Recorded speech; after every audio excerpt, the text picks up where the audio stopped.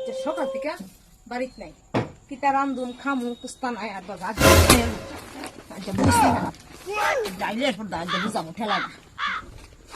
মনে আছে না চিন্তা করছো নি হ্যাঁ কি চিন্তা করছো